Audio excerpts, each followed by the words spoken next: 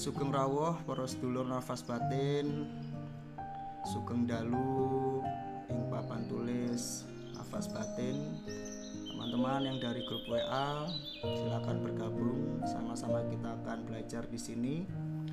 Lan boten kesupen kula maturake dumateng Gusti Ingkang Maha Agung, kula nyuwun pitunjukipun live menika supados angsal sasmita, angsal pitunjuk ingkang sae damel rencang-rencang lan kula piyambak. Bismillah ya, kita mulai ya. Kita akan membahas terkait sedulur papat limo pancer dalam kontekstual yang nantinya ini akan menjadi gerbang kita, akan menjadi peta batin kita. Teman-teman yang merasa gelisah, ketakutan atas hutang, ketakutan atas dirinya sendiri, ketakutan atas rezekinya, ketakutan atas kehilangan suami, kehilangan istri, yang gak punya teman, kita nanti akan belajar bagaimana kita berteman dengan sedulur papat kita. Kita akan menyelaraskan nafsu kita, yaitu ada nafsu alu-amah, supiyah, amarah, dan mutmainah, dan akan membahas banyak hal lainnya. Oke, mari pertama saya akan coba istilahnya di sini mengedukasi untuk diri kita sendiri terkait peta hidup. Jadi peta hidup ini ternyata ada petanya ya. Kenapa? Kita akan memisahkan tentang kategori rezeki, ya, kategori rezeki, kemudian berkaitan dengan takdir hidup kita. Jadi kemudian kita akan membahas juga peta hidup 4 arah sedulur papat limo pancer kita, yang nafsu mutmainah berasal dari timur, kemudian nafsu amarah dari selatan, kemudian nafsu supiyah itu berasal dari barat, kemudian nafsu alu amah berasal dari utara, dan semua itu ada warnanya simbolik, itu ada memiliki simboliknya masing-masing. Dan teman-teman yang mungkin sedang meditasi mengalami warna-warna tersebut atau mau lihat semuanya, atau yang sudah bertemu dengan sedulur papatnya, nanti kita akan bahas.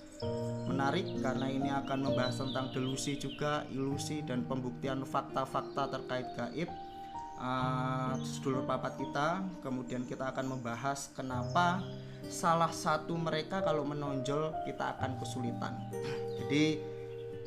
Jadi nggak boleh ya, kita ini sekalipun yang baik itu menonjol, sangat menonjol sekali, itu nanti akan berdampak kita biasanya mengalami agak-agak sok suci dalam menjadi manusia. Kemudian amarah yang menonjol. Jadi kita ingin empat-empatnya itu selaras. Kita sebagai manusia, kita sebagai kusirnya. Ini 4 ini adalah kuda yang menarik delman gitu ya, ke kereta kuda seperti itu. Kita bisa bayangkan ketika 3 itu sudah dipastikan itu agak jelek, dan bahkan jelek sekali. 3 kuda itu, yaitu supiyah, alu amah, amarah, itu arahnya maunya ke kiri terus gitu ya, sementara kita kan maunya ke kanan ya lurus gitu ya. Nah ternyata kita kalah dengan nafsu kita sendiri, kita kalah dengan kuda-kuda yang belum selaras tersebut.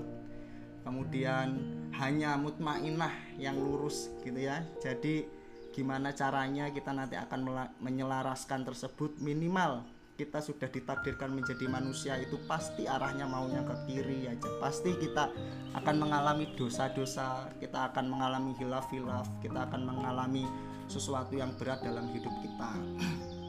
Jadi itu pembukaan dari saya. Kita akan bahas tentang hal ini. Pertama, nafsu yang mungkin sudah teman-teman sering mendengar, yaitu mutmainah. Mutmainah itu warnanya putih. Kalau teman-teman meditasi ketemu cahaya-cahaya putih, berarti teman-teman sedang bertemu dengan mutmainah. Di mana mutmainah tersebut dominan ya, artinya menjadi orang terlalu pasrah gitu ya, ibaratnya seperti itu. Dengan baiknya kita mutmainah kita sering tertipu. Dengan tulusnya kita ya, akhirnya kita sering memanfaatkan orang lain. Nah ini juga tidak bagus untuk keselarasan kehidupan sosial kita jika mutmainah juga terlalu menonjol. Makanya sekalipun mutmainah itu putih, tapi kita juga harus menyelaraskan. Jadi seperti itu.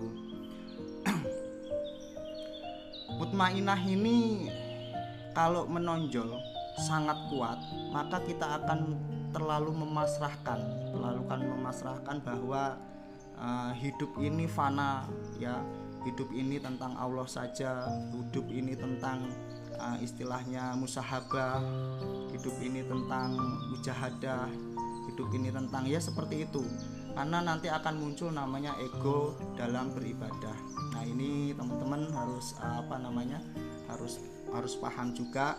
Sekalipun kita juga di sini dipelajari untuk tidak menonjol salah satu. Warnanya putih, kalau teman-teman pernah meditasi atau dalam mimpi ketemu cahaya yang putih, yaitu biasanya mutmainah. Ya, tapi tidak sesederhana itu, nanti kita akan bahas di lain waktu terkait mistik itu. Yang kedua teman-teman, ya ini amarah. Amarah ini kalau menonjol ya sukanya marah-marah, namanya amarah ya. Kalau menonjol sukanya marah-marah itu ya memang seperti itu. Sedulur ini berasal dari selatan. Ya, selatan kita itu yang jaga, ibaratnya dalam pendekatan orang Jawa, orang mistik kejawen itu ada amarah dari selatan. Amarah ini energi. Ya, amarah ini energi. Kalau kita tidak punya amarah dalam hidup, kita tidak punya energi. Ya, jadi amarah itu juga bukan sesuatu yang jelek juga ya, tetapi harus perlu dikontrol. Tetapi namanya energi jika berlebihan kita gampang tersinggung ya, kita gampang tersinggung. Istilahnya pas ngeliat orang sukses kita itu nggak doakan gitu ya, malah tersinggung atau malah mungkin iri, dengki. Nah itu amarah. Tetapi pada dasarnya amarah adalah energi ya, energi bagaimana kita memanfaatkan energi itu untuk baik gitu ya. Ketika kita melihat orang sedang sukses, awalnya iri dengki, tapi amarahnya sudah kita bisa setel ya, kita bisa luluhkan nafsu amarahnya. Sedulur kita yang memegang kendali dari selatan tersebut kita jadikan mendoakan. Jadi amarahnya yang maunya benci, yang awalnya benci, yang awalnya kita itu seperti iri ya kalau melihat orang sukses, orang ganteng gitu ya, atau kita lebih cantik dan lain sebagainya, mari kita setel untuk mengarahkan ke welas asih. Nah, jadi itu. Jadi welas asih juga hadir karena nafsu amarah yang terkontrol. Kalau kita tidak punya amarah ini akan sulit ya. Jadi amarah itu baik tapi jangan sampai bocor. Bocor itu dia akan mendominasi seperti itu. Jadi istilahnya seperti itu. Termasuk rezeki ya, termasuk rezeki. Kalau amarah kita tinggi, maka itu akan kesulitan. Nanti akan membahas tentang korelasi rezeki setelah ini nanti di belakang akan saya gabungkan apa yang dimaksud itu. Jadi teman-teman, saya ulangi lagi bahwa yang pertama mutmainah kita boleh merasa fana, kita boleh merasa dekat dengan Gusti Allah. Tapi ilmu keseimbangan sebagai kita khalifah di dunia ini punya tanggung jawab kepada siapa? Kalau laki-laki ya kepada ibunya, kepada bapaknya kalau belum berkeluarga. Kalau sudah berkeluarga wajib untuk membahagiakan anak turunnya, termasuk istrinya gitu ya. Kalau suami ya istri ke suaminya, kemudian ke anaknya. Jadi jangan sampai kita mabuk yang namanya agama. Boleh mabuk agama, boleh, tetapi siapkanlah materi keuangan pasif income yang baik. Setelah semuanya tercukupi, maka kadang tujuan hidup kita adalah mencukupi sandang pangan kita sampai akhir hidup kita. Caranya gimana? Ya silahkan melakukan produktivitas sekuat mungkin, sehebat mungkin, sebanyak-banyaknya. Untuk apa? Supaya nanti kita sudah punya sangu ya, sudah punya sangu tersebut, maka kita tinggal fana fillah. Nggak apa-apa, istrinya kecukupan, anaknya kecukupan. Jadi kalau itu belum tercukupi, teman-teman saya mohon untuk kita menyeimbangkan dulu semuanya. Tidak boleh ada satu yang menonjol dulu, seimbang dulu ya. Jadi begini kadang spiritual trap ya, orang ini memiliki perjalanan spiritual awaken, jadi kebangkitan. Tiba-tiba kita ingin mempelajari leluhur kita, sedulur kita ingin mempelajari hidup ini untuk apa gitu ya, terus Tuhan itu seperti apa, wujudnya seperti apa, kita ibadah, kita belajar ngaji, kita belajar ilmu kebatinan dan lain sebagainya. Tetapi kalau itu tidak imbang, maka berarti sedulur kita itu belum bisa selaras. Kalau belum bisa selaras, maka pelajaran yang pertama sebelum kita jauh untuk belajar ilmu-ilmu mistik, ilmu-ilmu halus, ilmu-ilmu apapun itu, termasuk ilmu fana dan lain sebagainya, makrifat, maka inilah menjadi pondasi ya, fundamental, pondasi utama. Kalau enggak nanti yang rasa gitu ya, rasa paling bener, rasa egonya ada, akhirnya lebih ego lagi. Nah seperti itu. Betul Mbak Aura Gold, ini namanya siapa Aura Gold ini? Ya betul sekali. Kalau kita terjebak dalam semangat, memang ada namanya ekstase ya. Ekstase itu setiap orang tuh merasakan manisnya keimanan ya, manisnya keimanan yang betul-betul dia merasakan. Tetapi namanya mabuk itu nggak selamanya ya. Ada orang yang mabuk ya, mabuk itu sementara, namanya mabuk sekalipun mabuk agama itu sementara, dia nggak akan bisa langgeng, biasanya seperti itu. Makanya di dalam sufi juga memperdebatkan hal ini, lebih baik kita betul-betul fana tapi tidak mabuk. Nah jadi seperti itu ya, seperti itu ekstase yang seperti itu. Jadi istilahnya sebelum jauh kita belajar terkait tentang hal-hal itu, yang pertama menjadi fundamental menurut nafas batin, menurut pandangan saya pribadi sebagai pemimpin nafas batin adalah menyeimbangkan dulu. Supaya apa? Nanti tidak kaget. Tidak kaget. Kenapa tidak kaget? Ketika diberi karomah ternyata diberi kelebihan banyak gitu, kaget. Terus akhirnya apa? Merasa ini adalah hasil usahanya, hasil puasanya, hasil daripada jeripayahnya, padahal ilmu yang setuil gitu aja menjadi sombong. Makanya ini penting bagi teman-teman, ayo selaraskan dulu. Oh gitu ya. Nanti saya akan bahas masalah sakti-sakti, tenang aja, siapa Mas non identity. Oke, itu kedua ya, amarah mutmainah, tolong diingat betul, menjadi ilmu ini menjadi ruh, nancep-nancep di dalam relung hati kita ya. Amarah sudah, mutmainah sudah ya. Kalau masalah arahnya sulit dihafalkan ya nggak usah dihafalkan, itu kan nanti biasanya akan kita ketemu pas meditasi, seperti itu biasanya. Oke ya, kita lanjut lagi.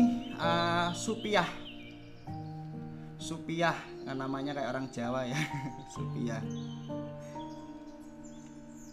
Supiah ini dekat dengan nafsu duniawi. Jadi supiah itu nggak merasa cukup. Nah supiah ini nggak merasa cukup sebagaimana memang pada dasarnya hakikat manusia itu dikasih 10 pingin 11 pingin 12. Makanya di dalam materi grup teman-teman saya selalu menyampaikan bahwa yang terpenting ayo sama-sama kita cari uang sebanyak-banyaknya, cari tabungan sebanyak-banyaknya, kemudian kita menyiapkan untuk betul-betul kita memiliki passive income ya. Kemudian apa? Kita akan menyiapkan waktu untuk betul-betul beribadah. Kita menyiapkan waktu betul-betul untuk menyawiji manunggaling kaulo Gusti. Nah ini kalau uangnya nggak cukup nanti nggak seimbang lagi. Jadi seperti itu ya. Kecuali kita nggak nikah, kita jomblo, mungkin itu akan mudah sekali untuk kita akan betul-betul mengenal makrifat, kita fana dan lain sebagainya. Jadi seperti itu masalah namanya supiah. Nah supiah ini biasanya begini, dia itu menakut-nakuti, memberi kekhawatiran yang begitu dalam ya. Jadi seperti itu. Supiah itu begini, menakut-nakuti kita akan esok bagaimana rezekinya ya. Jadi seperti itu.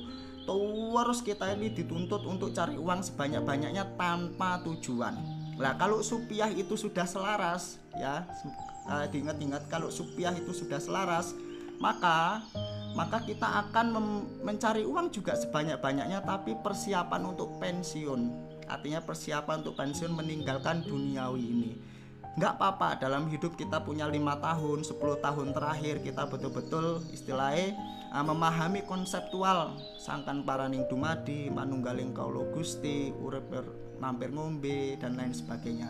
Nah, saat ini, detik ini kita harus memegang satu prinsip minimal, yaitu oleh mili ora oleh kintir. Ingat-ingat ya, oleh mili ora oleh kintir. Jadi kita itu memang sudah dibolehkan ya dari dulu menjadi kacamata leluhur kita ribuan tahun yang lalu untuk mencari uang dengan cara yang halal, yang produktivitas tinggi. Tapi jangan sampai hanyut. Kalau sudah hanyut, maka berarti supiahnya menang, supiahnya menonjol. Kalau sudah salah satu menonjol, ya sulit. Akhirnya larinya kemana? Cemas, stres, pusing, ya. Jadi seperti itu. Nah, teman-teman, ini penting supaya kita menjalani awal untuk spiritual awakening, atau menjalani untuk belajar tentang ilmu Jawa, ilmu makrifat, ilmu sufi. Nah, ini di sini selaraskan dulu, nggak apa-apa, nggak harus cepat menyelaraskan itu. Ada yang sebulan, 2 bulan, setahun, 2 tahun, nggak apa-apa. Ya, dalam kesibukan kita harus punya ilmu disiplin. Mbak Silvi ya, lupa ya. Mbak Aura Gold itu siapa mau jenenge? Saya Mbak iki ya sik enom jan iki, tapi kok lali. Yes, Mbak Aura Gold ki mau ya jenenge. Jadi kita boleh ya, Mbak Dian Bekasi ya. Sampai mana tadi? Kita boleh artinya memiliki nafsu supiah, tapi yang harus selaras. Kalau tidak selaras akhirnya kurang terus ya. Dalam menyikapi 3 itu tadi ya, kita belum bahas alu amah. 3 itu tadi diri kita harus dipaksakan. Mbak Dian dan teman-teman, ini saya cerita diri saya sendiri. Saya ini paling suka kalau jalan kaki. Misalnya istri saya kemana, ke pasar, saya mending jalan kaki. Karena apa? Pada jalan kaki saya bisa belajar untuk zikir. Kaki kanan la ilaha illallah, la ilaha illallah. Ya, saya anggap nih anak kecil yang pingin belajar ketemu Gustinya. Itu setiap kali saya jalan saya belajar. Karena apa? Saya belum mampu secara batin ya, secara batin yang betul-betul tanpa saya disiplinkan untuk untuk belajar seperti itu, saya masih belum mampu. Makanya saya belum wajar udah setiap jalan naik motor ya. Jadi seperti itu. Karena apa? Karena itulah wujud kita untuk mengingat Tuhan kita. Dari nafas ngerokok gitu ya, ngerokok bismillah gitu kan, Allah nafasnya dienain, tak nyumet rokok saya ana kalingan rokok ya gitu ya. Nah, jadi itu kita pelajari ya, pelajari nanti akan zikir nafas itu akan punya kolerasi untuk untuk kita belajar mengendalikan nafsu tersebut ya. Nah, nanti kita akan bahas sebentar lagi hal itu. Belajar bismillah sambil ngerokok, pas enak gitu kelingan Gustine, pas makan enak ya gitu, sambil nanti kita juga akan ingat tentang saudara kita ya. Saudara kita itu ini pendekatan no debatable ya, maksudnya pendekatan apa yang saya alami dan lulur-lulur kita. Jadi sedulur papat itu ada, tapi untuk hari ini kita akan membahas menjadi sebuah nafsu. Tetapi sisi lain dia adalah teman kita, adik dan mbak, atau adik dan mas gitu ya kalau kita laki-laki.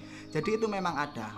Ya, nanti saya akan cerita lengkap tentang sedulur papat lima pancer itu secara mistik. Tapi sekarang kita bahas dulu sebagai pondasi para sedulur semuanya untuk apa? Untuk inilah pegangannya dulu.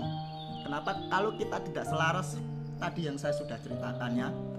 Jadi supiah itu perlu, tolong diingat-ingat, kita mau cari uang sebanyak-banyaknya untuk segera retired, pensiun. Nanti kita sama keluarga kita betul-betul belajar nyawiji manunggaling kaula Gusti, belajar innalillahi wa inna ilaihi rajiun ya. Jadi seperti itu. Sekarang ilmu disiplin aja dulu nggak apa-apa. disiplin terus, kita belum belajar secara fisik. Karena apa? Keterbatasan, kita sibuk cari uang, kita sibuk cari bayar utang. Tapi ya itu tadi, ilmu disiplin lah dulu yang kita istilahnya apa ya, kerjakan sekarang. Jadi seperti itu. Nanti ada ritmenya lagi ilmu yang namanya ilmu ikhlas, ilmu fana dan lain sebagainya. Itu nanti.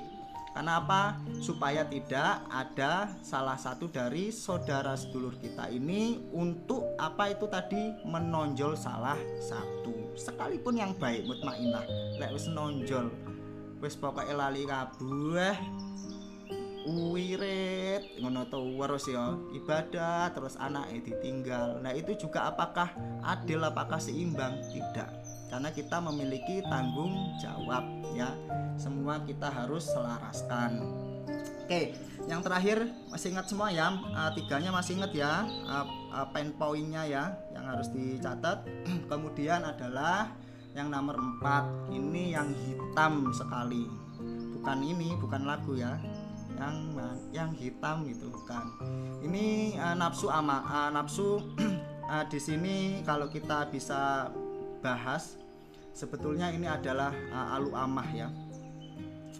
Jadi gini, alu amah itu dekat dengan urusan perut ya. Jadi mirip sama kewan. Jadi istilahnya kita menghalalkan segala cara. Nah ini yang memang berat ya. Pokoknya gara-gara urusan perut bisa saling fitnah memfitnah, gara-gara urusan rezeki, urusan makan bisa berantakan. Berarti ya ini tadi, alu amahnya itu masih menonjol ya. Ada orang tuh udah baik mutmainahnya, tapi kalau urusan perut, urusan weteng, urusan mangan, wes langsung berubah total. Ada kan orang yang seperti itu ya, rajin ibadahnya, rajin apa-apanya, tapi ternyata belum selaras. Ketika ditempukkan, dibenturkan dengan urusan perut, maka keluarlah sedulur papat yang memegang kendali dari utara, hitam, namanya alu amah. Nah ini tadi. Nah kita belajar pelan-pelan dulu supaya menyelaraskan ini semua. Supaya apa? Supaya kita pinaringan rahayu, selamat semuanya ya. Jadi seperti itu. Kira-kira paham ya? Karena apa? Kalau urusan perut ini tidak bisa dikendalikan, karena akan menghalalkan segala cara, serakah, tidak puas, selalu merasa miskin ya walaupun ada uang. Nah ini yang perlu kita pelajari. Oke, saya jawab komen satu-satu dulu biar nggak bablas iki kok. Dari paling atas dulu. Nah ini buahnya. Oke. Saat ekstase aku malah ingin kembali menjelajahi diri. Jadi di dalam makom perjalanan ya, kata ekstase itu biasanya dari torekoh sufi atau salik dari murid ya. Itu kita itu merasa betul-betul dalam meditasi itu hanyut yang indah sekali. Tetapi makom ini juga berlevel-level ya, berlevel-level. Ada yang dia merasakan ketenangan sejuk melihat melihat sesuatu yang putih indah.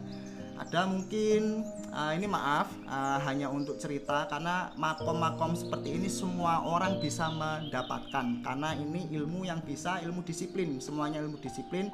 Tapi saking kersane Gusti Allah, tidak boleh kita menganggap karena usaha kita ya, tapi kita harus disiplin belajar. Ada mungkin kalau seperti saya meditasi gitu ya, yang saya lihat itu adalah alam semesta. Nah, jadi alam semesta itu jagat gede yang indahnya itu nggak bisa diuraikan dengan kata-kata. Namun pada pelajaran pertama saya merasa happy gitu ya. Ya Allah, kok ada ya kayak gini ya. Dalam meditasi saya mencoba melaraskan lagi dengan pikiran saya. Apa ini halusinasi? Saya pejamkan mata, melekkan mata, pejamkan mata, ternyata sama. Oh ternyata bukan halusinasi, memang ada. Itu pembuktian mungkin 3 tahun yang lalu seperti itu. Saya selalu mencari pembuktian untuk apa? Supaya saya ini tidak tersesat. Nah jadi dalam ekstase tersebut ya, akhirnya kalau kita rindu akan ekstase tersebut, maka niat kita biasanya agak melenceng. Apa yang dicari adalah ekstase tersebut. Makanya ada istilahnya petuah dari kitab yang namanya Al-Hikam ya. Jadi kalau kita carinya ekstase, kalau kita carinya mabuk, kalau kita carinya enak, kalau kita carinya karomah, ya maka karomah itulah yang yang kita dapat. Padahal di situ nurnya Gusti Allah tuh berkata atau mengajak kita, jangan berhenti di situ gitu ya. Jangan berhenti di situ, itu bukan tempat pemberhentian, itu bukan makom untuk kita berhenti. Nah, jadi seperti itu. Akhirnya apa? Akhirnya kita melatih diri terus ya, ada nggak ada pokoknya ya nggak tak pikir, yang penting saya meditasi mau pulang kepada Gusti kita. Kita mau merasakan kehadiran, kehangatan ya, kehadiran Gusti Allah melalui apa? Melalui rasa, melalui cahaya, melalui dinginnya hati. Ya, jadi seperti itu. Nah, artinya dalam makom-makom tersebut itu berbeda-beda ya. Ada yang meditasi ketemu para wali, ketemu para leluhur, itu biasa. Karena apa? Karena ya memang kalau kita sudah menyelaraskan hal ini, kemudian kita sadar nafas, sepertinya semua orang bisa. Karena apa ya? Ya memang seperti itu. Silakan dicoba dengan niat karena Allah semata. Niat karena Tuhan kita, bukan niat karena apa-apa, nanti bonusnya dapat. Tapi sekali lagi, jangan dicari bonusnya. Orang yang mencari bonus biasanya juga nggak dapat ya. Kalau mencarinya betul-betul kita ikhlas lillahi ta'ala, kita mau menyatu, kita mau suwung ya. Suwung itu bukan nggak mikir, tetapi bagaimana kita untuk merasakan, melepaskan semua urusan duniawi di dalam meditasi. Kita ingin rindu ketemu pada cahayanya Gusti. Jadi seperti itu. Mas not identity seperti itu ya, masalah ekstase itu berbeda-beda, dalam makom itu berbeda-beda, dalam pengalaman orang berbeda-beda. Ada yang meditasi melihat merah, hijau, melihat mutmainahnya seperti ini, melihat amarahnya ada, macam-macam lah. Ya itu perjalanan rohani aja itu.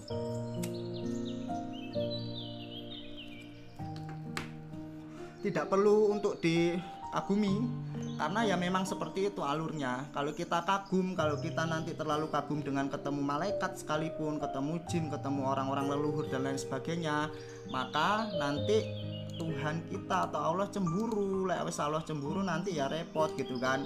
Wong semuanya makhluk Gusti Allah, kalau kita ada kagum, hormat, respect, nderek langkung boleh, permisi, hormat, respect, mempelajari boleh, tetapi tidak boleh hanyut atau sampai kita membuat Gusti kita itu ngerasa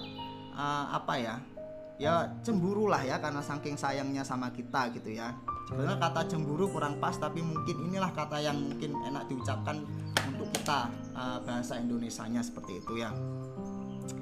Oke, sunar tindika. Cara meditasi sederhana. Meditasi itu adalah cara kita untuk merelaksasi ya. Dalam meditasi, kalau di nafas batin itu ada yang namanya satu meditasi untuk kalibrasi.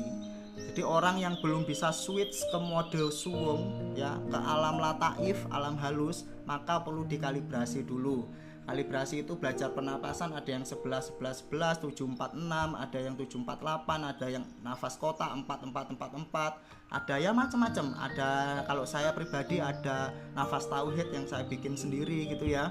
Itu macam-macam. Itu kalibrasi kita supaya energinya fokus, energi kasarnya gitu ya, energi negatifnya itu keluar, kemudian kita oksigen dalam tubuh kita udah pas, maka itulah namanya meditasi.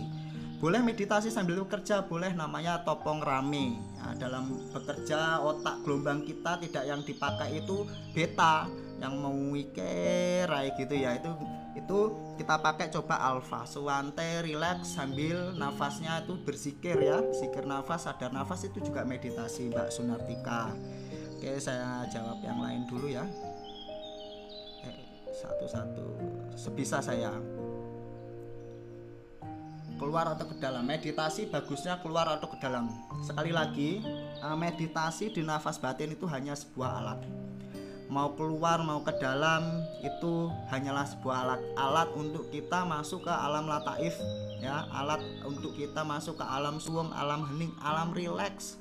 Nah itu dia meditasi. Setelah rileks ya sudah, kita betul-betul merasakan ya keheningan, melepaskan semuanya, baru kita rindu akan Tuhan kita masing-masing. Kalau kita beragama, kalau kita universal ya kita afirmasikan meditasi untuk apa tujuannya ya. Jadi seperti itu.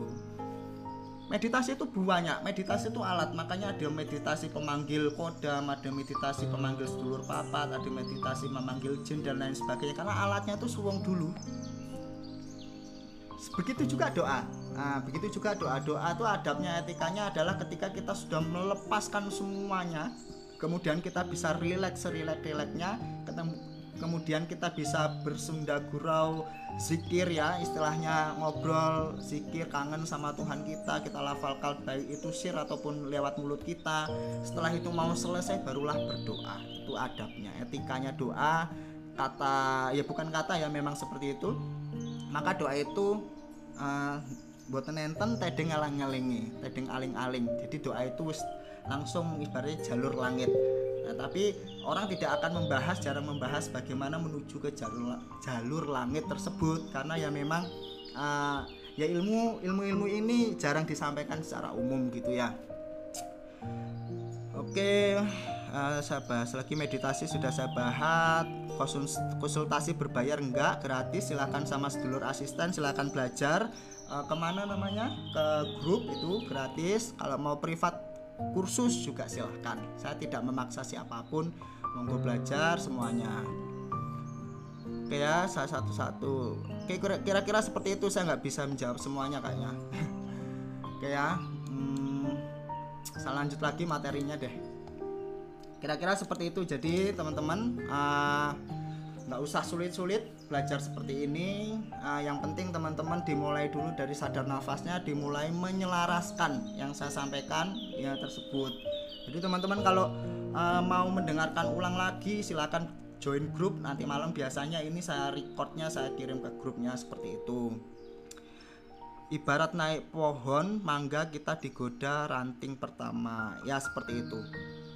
Itu umum lah, makanya teman-teman ketika kita belajar hal-hal gaib atau hal-hal mistik seperti ini, kita wajib belajar juga ilmu hikmah.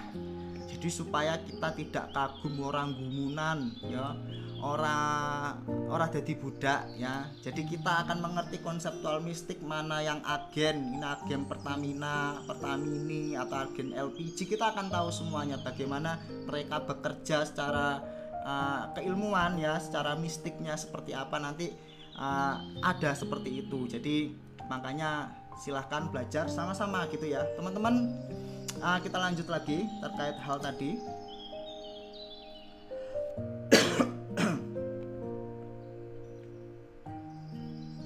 Nah ini menarik ya, menarik. Solusinya apa ya? Solusinya untuk awalnya kita belajar spiritual atau belajar ritual atau belajar kebatinan ya, atau belajar alam halus seperti ini, ngaji rasa seperti ini adalah penyelarasan. Nah, penyelarasan juga itu terkadang terkadang kita harus juga menyambungkan rasa. Nah, ini penting. Kita akan membahas terkait sial, overthinking dan lain sebagainya itu di Sengkolo ya. Nah, nanti kita akan bahas itu. Jadi teman-teman semuanya yang ada di sini, bahwa yang terpenting dalam hidup kita adalah sesuatu yang seimbang. Grayai meneh hatine, grayai neh uripe gitu ya. Maksudnya nggak apa-apa kita tahu bahwa kita masih amarah ya, tetapi yang penting kita ngerayai dulu. Harus digerayai. Oh, aku seperti ini. Oh, aku berarti harus menekan mana nafsu 4 tadi itu gitu kan, menyelaraskan. Nggak perlu cepet, ini bukan pelajaran cepet-cepetan. Ini pelajaran tentang bagaimana titik-titik ya, tapi lumintu, tapi betul-betul makna tersebut nancep-nancep nang jero ati menjadi sandaran hidup. Nanti misalnya kita mau marah gitu ya, mau marah udah ada remnya. Nanti marah ada remnya Brembo, bukan rem murah gitu ya. Remnya tuh Brembo yang betul-betul cakram banget gitulah ya. Nah, jadi seperti itu. Jadi sambung batin penyelarasan itu penting ya, karena apa? Banyak pengalaman yang mungkin ada beberapa murid saya yang dari Bali nggak saya sebutkan, itu juga sama. Dalam pelajaran nafas batin itu juga ada namanya ruwat, tapi ruwat yang di sini tuh bukan ruwat yang aneh-aneh mistik klinik, tidak. Jadi begini, ruwat itu menghilangi hal-hal yang ruwet ya. Misalnya apa? Karena akan berhubungan dengan sengkolo. Oke ya, saya ganti memateri sengkolo dulu deh biar teman-teman nanti mudah memahami. Sengkolo. Ini sengkolo, sebentar ya, saya ganti. Oke, ini saudara kita sudah ya, kita bahas aman ya. Sedulur papat limo pancer diri kita, kemudian pancer itulah pengendali. Kita itu nggak akan mungkin bisa mengendalikan tanpa kita menyentuh urusan batin. Karena apa? Nafsu itu berasal dari batin, amarah, supiyah ya, alu amah itu batin, mutmainah itu batin. Secara pancer kita ini adalah fisik. Nah, kita kalau tidak belajar kebatinan, kalau kita tidak belajar rasa, bagaimana mungkin kita bisa mengatur sesuatu yang tidak bisa kita lihat dengan mata. Nah, jadi seperti itu. Jadi sambung rasa itu penting.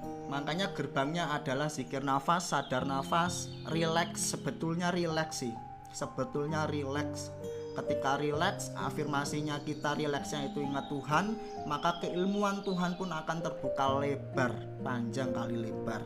Ya, jadi seperti itu. Nafsu, cara menahan nafsu yaitu tadi kita harus selaraskan.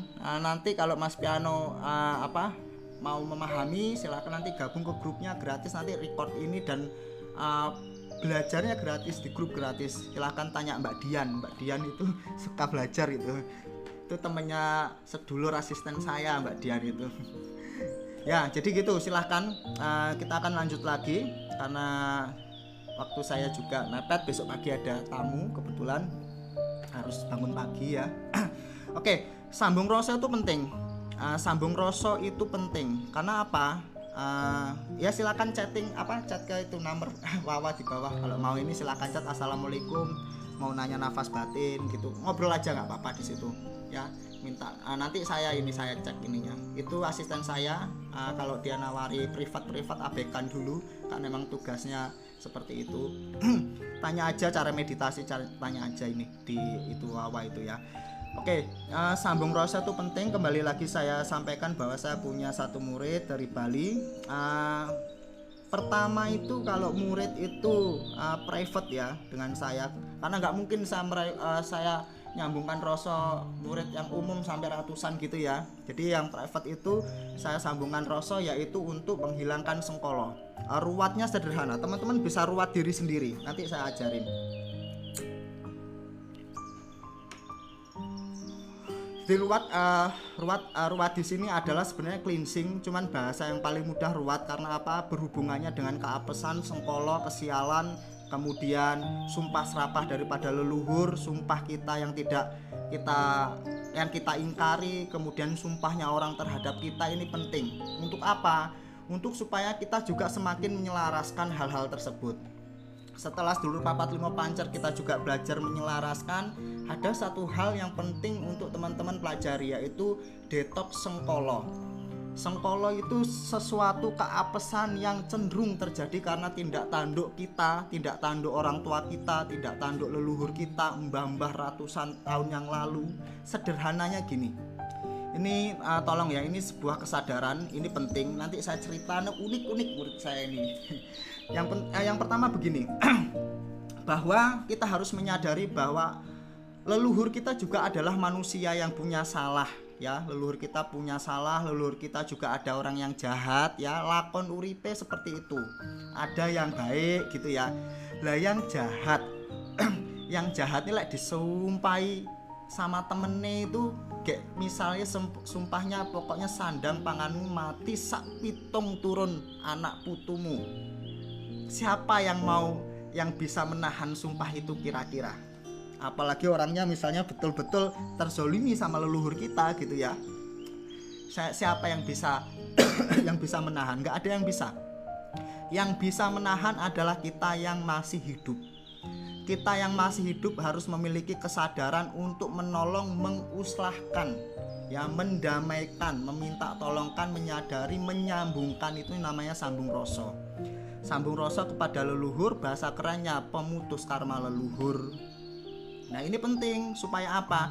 Sekarang gak usah jauh-jauh deh, kita aja kalau tersakiti terlalu sakit kit sampai pol sakite neng ora muni neng lambe neng ati lek wah mau diaro kan gak selamat kamu gitu kan. Sak apane kok kita sampai sak pitung anak turunmu. Kadang orang saking panasnya ya, panasnya ketika itu diamini sama malaikat, langsung dikabulkan, dan sementara itu sudah menjadi memang ketentuan takdir kita. Akhirnya apa? Anak putune yang kena sumpah serapah, yang kena sengkolo, yang kena karmane, istilahnya seperti itu. Nah itu perlu kita sambungkan, kita perlu selesaikan, tidak sulit ya, tetapi seperti itu dulu ya. Itu hanya bisa 2 orang yang menyembuhkan. 1 orang yang sudah memiliki kemampuan suwung tadi itu, ya sampean belajar suwung, belajar ke ilmu lataif, belajar ilmu hening ya, belajar meditasi yang baik. Nah akhirnya kita bisa sambungkan rasa tersebut diri kita, dan orang yang memang sudah dikapasitasi mampu, tukang ruwat batin. Nah itu ada sendiri ya. Hanya 2 orang itu. Saya sarankan kalian belajar meruat pribadi, belajar komunikasi. Gak nyambung ya suwambung nih terus. Lek gak nyambung berarti kita belum selaras ya, daripada sedulur papat lima pancer kita, kemudian daripada batin kita ya, kita belum bisa betul-betul masuk ke alam jagat gede nih Gusti, alam haluse Gusti. Kalau sudah bisa masuk ya gampang komunikasi itu ya, kayak komunikasi biasa aja gitu, biasa aja gitu ya, nggak ada yang istimewa, nggak biasa. Nah seperti itu. Yang pertama, kita harus menyambungkan, menguslahkan bahwa kita meminta maafkan. Nah meminta maafkan ya. Jadi nanti ini sekaligus materi penutup, nanti kita akan bahas supaya ini penting ya teman-teman. kita meminta maafkan. Bagaimana caranya? Nanti ada etika doanya. Doa biasa aja. Yang Buddha dikirim doa Buddha, yang Hindu dikirim doa Hindu, tapi urutan atau cara etikanya, adabnya nanti ada. Nah, seperti itu nanti saya akan bahas. Kedua, kita meminta maafkan keduanya dulu. Ya, kita kirimkan doa keduanya, kita sampaikan bahwa saya anak turun yang masih hidup daripada trah bopo ibu saya ya, sampai semua trah keturunan daripada keluarga saya ya. Saya meminta ampun, meminta maaf atas kesalahan nenek moyang leluhur saya kepada panjenengan semuanya semasa hidup, semua leluhur saya ya. Dengan hormat saya kirimkan doa, kalau muslim Al-Fatihah ya, sudah minta maafkan, minta maaf 1, minta maaf 2. Terus terakhir setelah minta maaf seperti itu adalah kita meminta maaf kepada Gusti Allah. Jadi ajak mereka berkomunikasi. Caranya sederhana, cara mengajak mereka itu sederhana begini. Jadi aku sudah meminta maaf kepada dirimu, kepada seluruh orang-orang atau leluhur yang pernah disakiti oleh leluhurku, mbah nenek moyangku. Atas izin Gusti Allah, atas izin pangeran, atas izin Sang Yang Maha Tunggal, Tuhanku dan Tuhanmu. Ini penting, ini kata kuncinya. Sampaikan Tuhanku dan Tuhanmu. Makdek kaget sana. Kalau kaget berarti nyambung ya. Cara nggak nyambung terus nih. Jangan lupa sampaikan Tuhanku ya Tuhanmu. Ya, jadi saya meminta maaf atas izin Tuhanku dan Tuhanmu. Ini bahasa ini, tapi enak bahasa Jawa lu sebenarnya. Nah setelah itu sampean sodakoh lah. Sebenarnya bikin tumpeng ya, karena kita sudah modern, mungkin karena keuangan kita nggak ada, silakan 7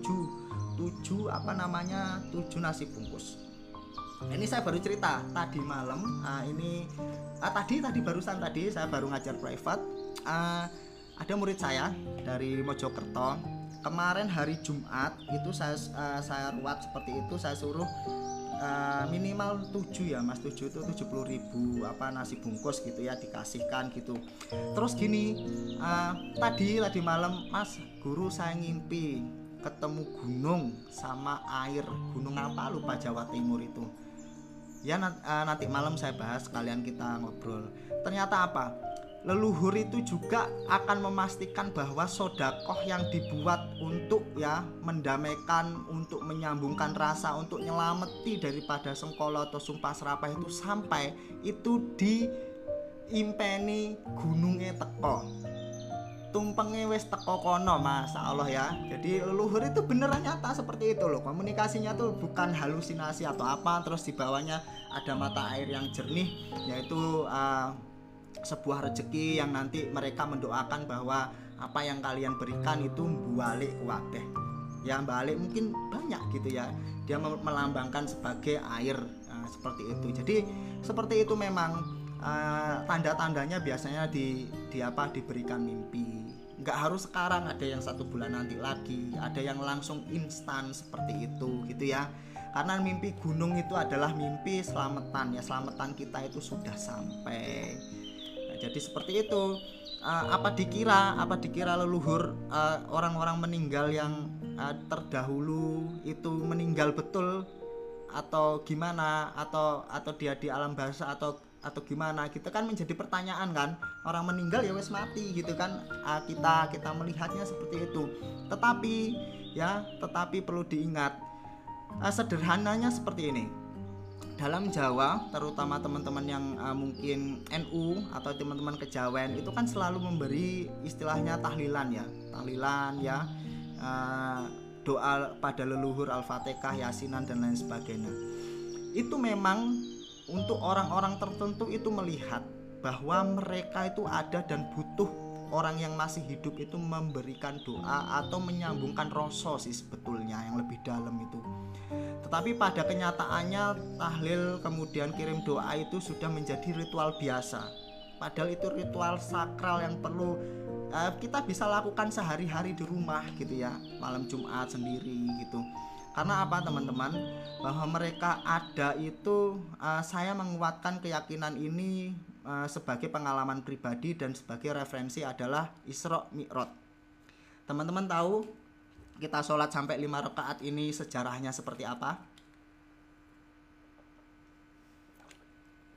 Ada yang tahu? Jadi Nabi itu naik ke langit pakai burot ya, pakai teknologi canggih pada saat itu. Kemudian ketemu beberapa nabi terdahulu. Lah ya, nabi yang terdahulu itu kan sudah meninggal ribuan tahun yang lalu, misalnya dari Ibrahim ke Muhammad, dari Adam itu kan waduh sangat panjang. Kok bisa ngobrol? Kok bisa ngasih tahu?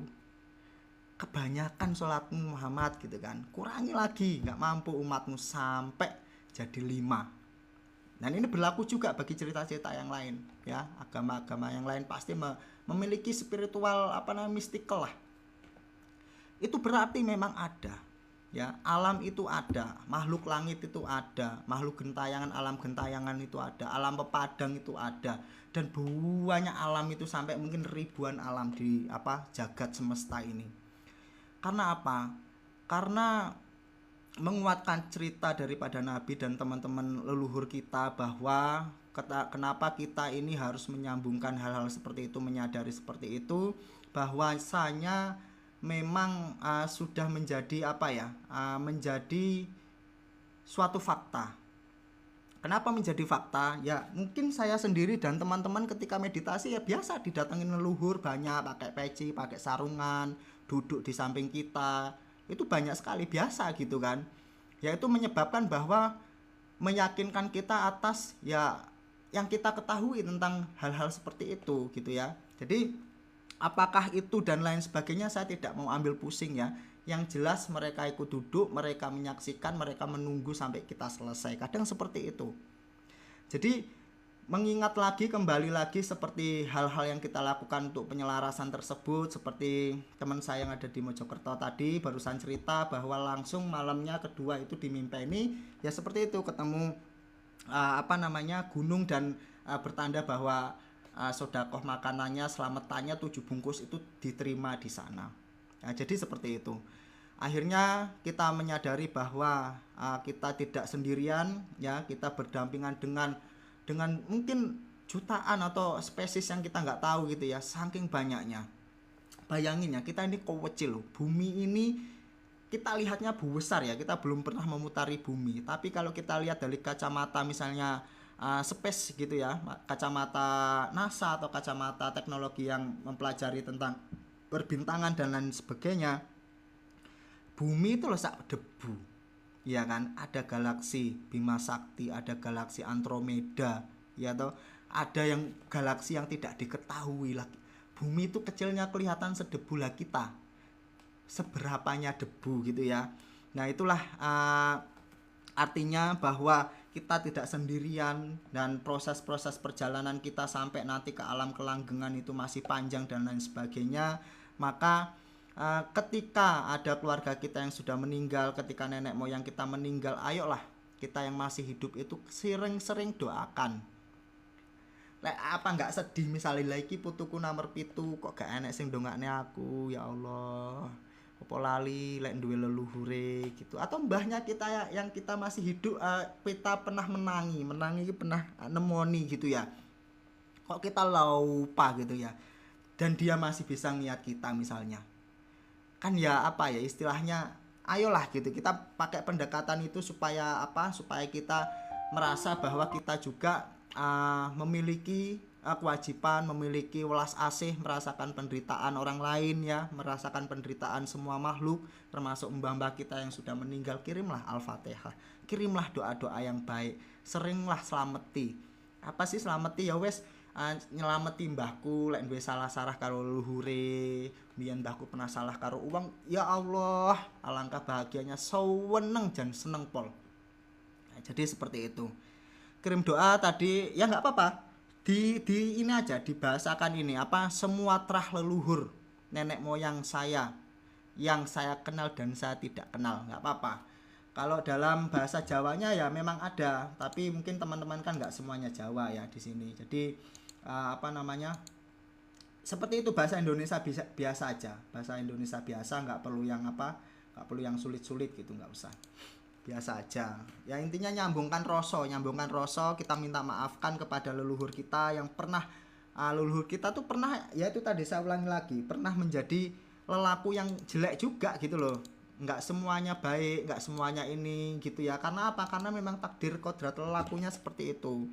Nah sumpah serapahnya mereka teman-temannya dulu sepeninggalannya itu kan yang membuat kita kadang menjadi sengkolo tersebut gitu kan.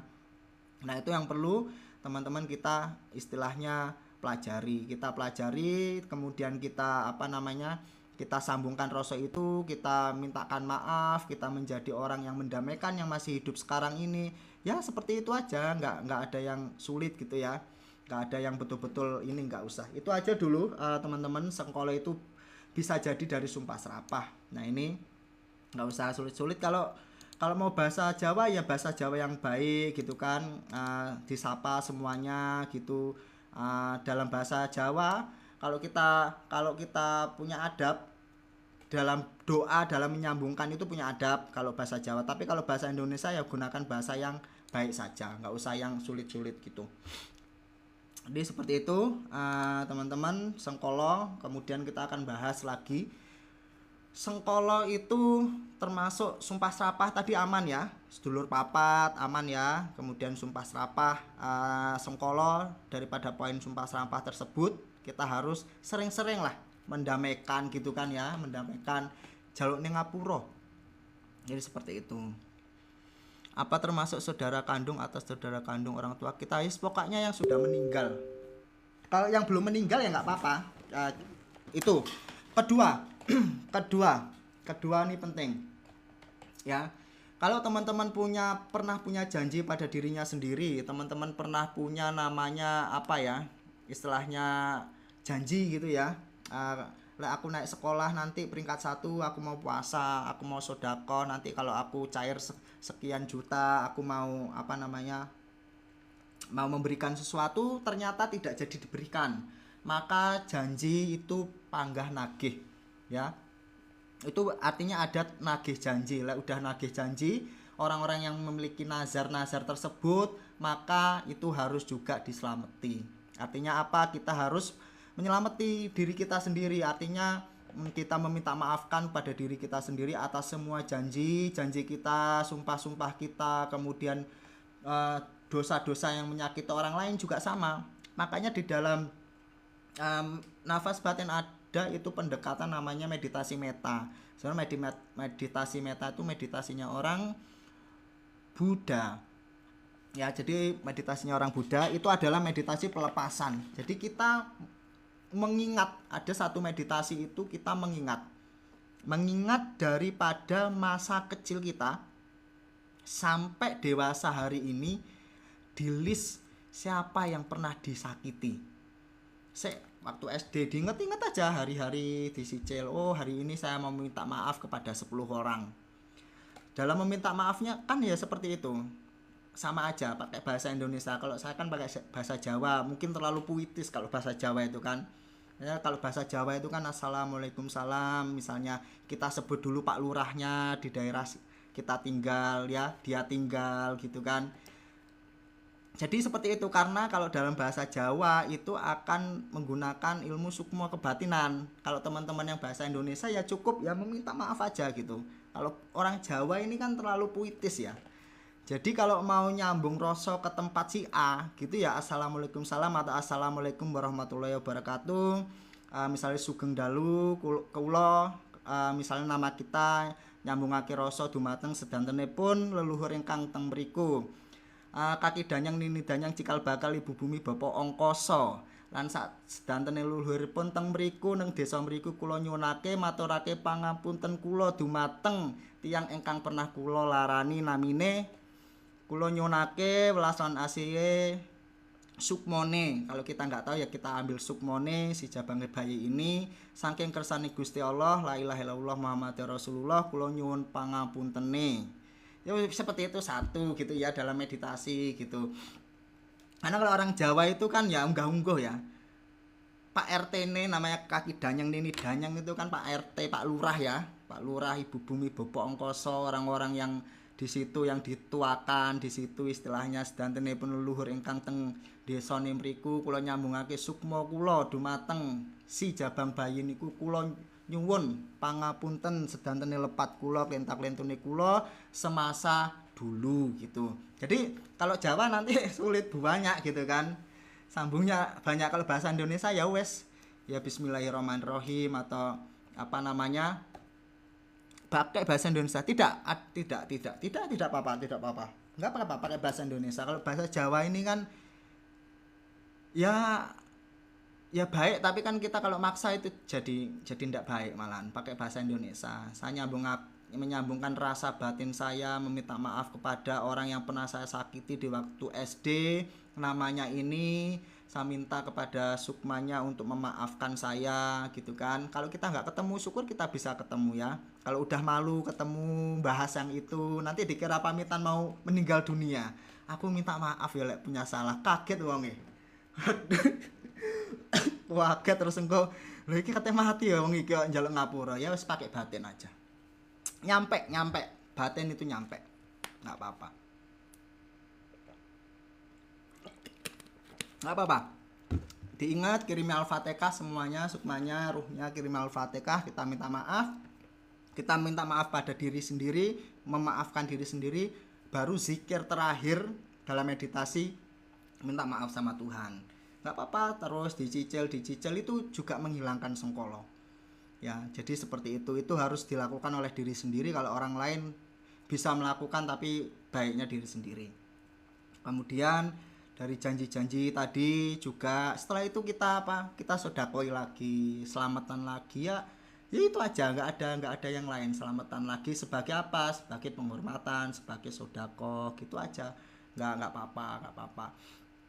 Kalau usah banyak-banyak, nggak mampu 7 bungkus ya 3 bungkus. Pokoknya kita welas asih lah. Artinya welas asih itu kita punya andapasor yang dimana kita merasakan penderitaan orang lain. Karena apa? Karena ketika kita menyakiti orang lain, maka energi percikan itu pun nempel sama kita. Nagih janji.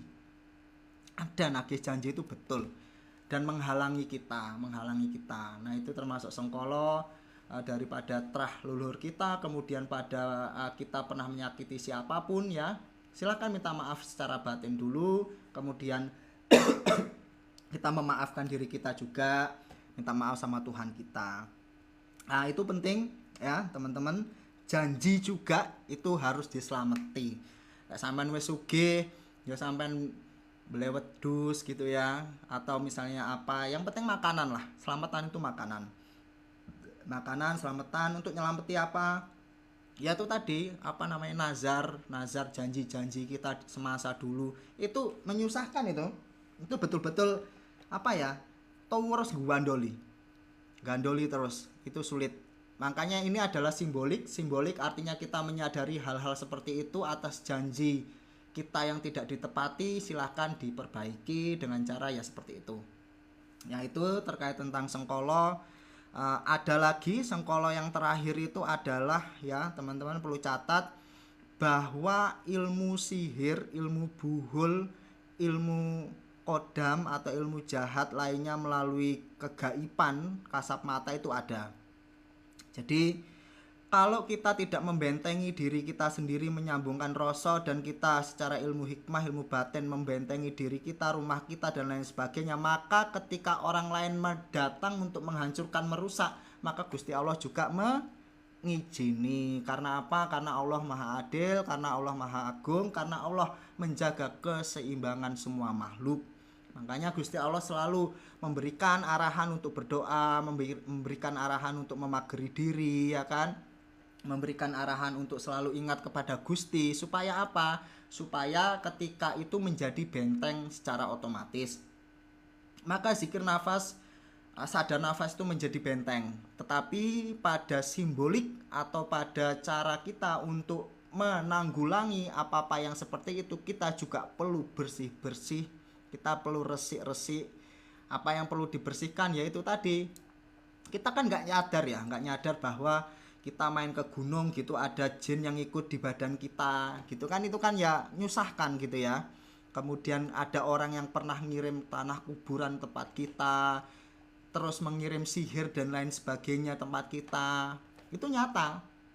Ada kejaman Nabi Sulaiman, kejaman Nabi Adam itu ada ya, ilmu sihir, ilmu buhul itu ada ya, ilmu danyangan, ilmu ya semuanya tuh ada. Makanya kita perlu pagari diri kita perlu aware. Hanya untuk aware ya. Bagaimana cara memagerinya itu ya nggak sulit.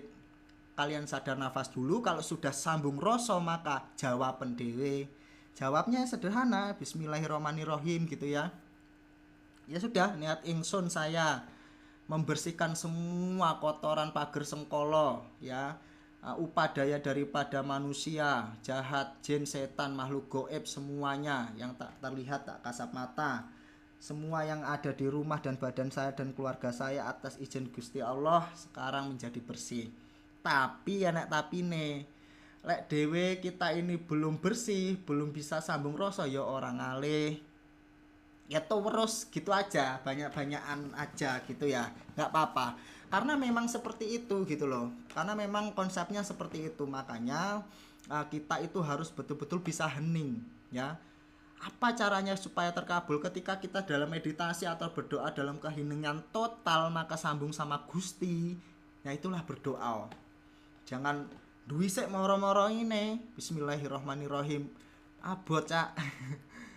Kita nggak pakai rasa nanti berat. Karena kita berdoa pada makhluk kita berdoa untuk makhluk yang tidak terlihat, untuk rasa, untuk sesuatu yang mata kita nggak melihat. Dan kita juga berdoa kepada Gusti kita yang tidak melihat, kita tidak bisa melihatnya. Maka lah momoro ngene ya mungkin bisa lah, tapi secara etika, secara sambung itu sulit sekali. Karena apa? Kecuali kita sudah terbiasa rileks, sekalipun tanpa meditasi, diam gini tak bisa nyambung ya nggak apa-apa. Tapi untuk orang awam, meditasi sebagai alat, sebagai alat yang seperti itu. Jadi itu penting. Terakhir ya, silahkan pagari rumah dan lain sebagainya. Kalau mantra itu sebenarnya hanya bahasa puitis ya karena tapi kadang etika itu kita perlu pakai mantra. Kalau saya orang Jawa ya baik aja gitu ya, karena memang bahasanya baik gitu, puitis gitu. Nah saya kadang seneng kalau pakai mantra-mantra itu, bukan karena sakti mantranya, enggak, alurnya tuh loh bagus banget gitu kan. Nah kadang mantra pun ya kita bikin sendiri nggak apa-apa, yang penting alur adab dalam pembuatan itu pas gitu kan, dalam bahasa-bahasa yang baik ya silahkan bikin sendiri nggak apa-apa, pakailah, silakan mulai belajar menyusun doa andalan yang terbaik ya, kita libatkan semua dengan ringkes ya, tujuannya ya dengan diucapkan mungkin 2-3 menit selesai semuanya kena, sambung rasanya dapat ya, ya seperti itu. Jadi seperti itu teman-teman, sengkolo dan penyelarasan apa namanya sedulur papat.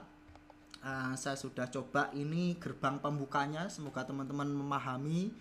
Kalau kita bisa menyelaraskan, menyeimbangkan ya, menjaga menjaga agar sedulur papat itu tidak menonjol salah satunya, itulah awal pondasi kita untuk belajar.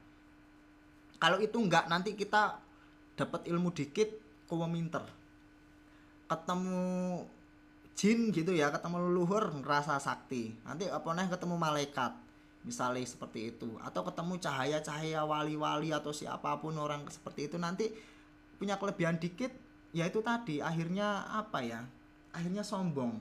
Nah itu atau kita kenal namanya satu kalimat fanafillah atau lataif atau hal-hal yang sekiranya hakikat, makrifat, toreko dan lain sebagainya nanti, atau suweng sangkan panan yang dumadi, nanti kita sombong. Karena apa? Karena tidak selaras.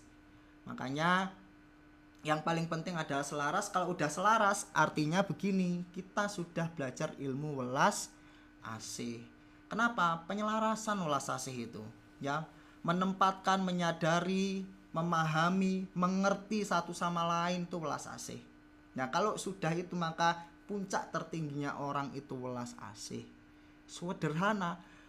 Orang tuh kadang balik lagi ya, mbah-mbahnya kita tuh dulu yang penting golek ilmu welas asih ya, ngrasakne penderitaan orang, merasakan kesedihan. Swimpel, setelah kita belajar ilmu sampai langit loh, ternyata di langit puncaknya welas asih. Namun bukan berarti kita nggak boleh belajar ilmu alat belajarlah, naton weton neuroscience, terus left pad, terus garis tangan, terus ilmu meditasi, ilmu mistik dan lain sebagainya, belajar nggak apa-apa.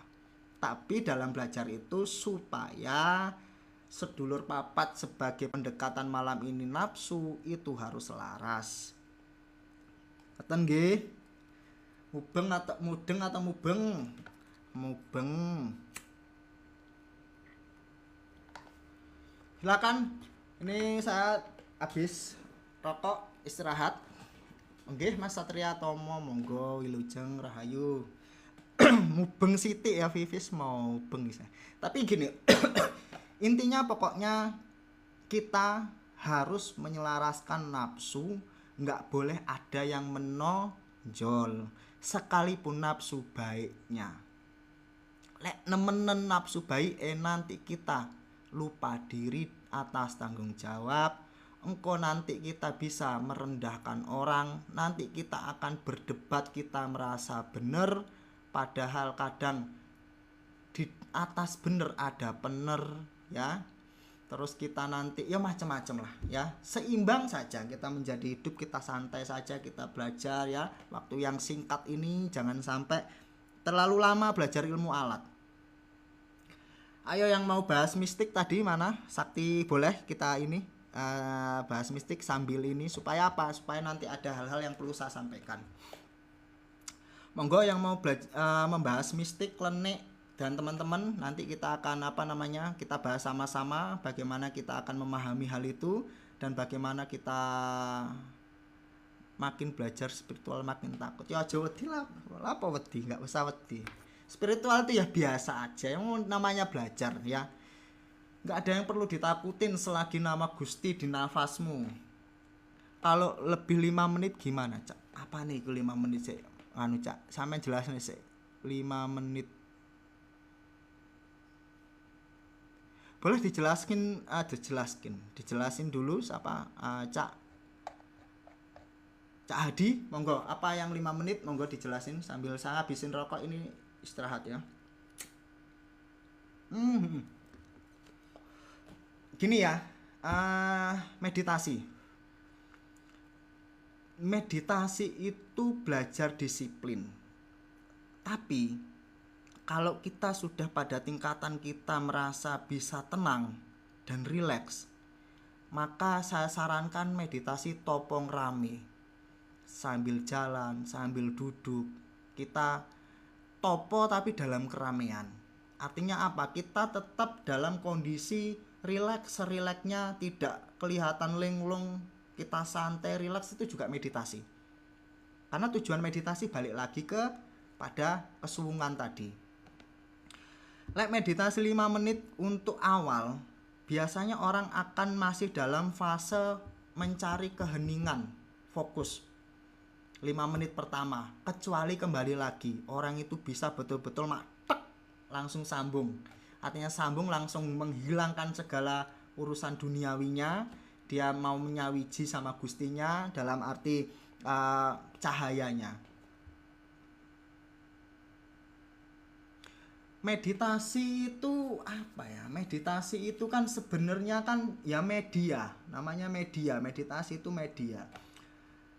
Pada hakikatnya itu sebenarnya yang paling lebih dalam dari meditasi itu suwung.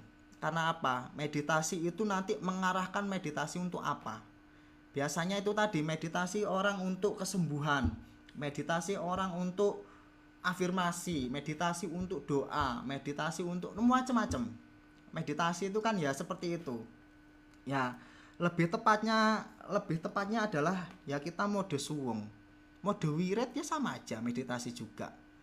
Jadi meditasi itu dimana kita memposisikan diri kita melepaskan semua hiruk pikuk, semua pemikiran duniawi kita lepas, kita hening, kita mengkoreksi diri kita dulu, hari ini ngapain dulu, habis itu kita lepaskan.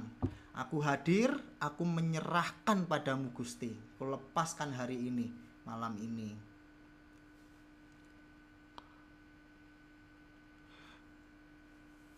Suwung gimana ya?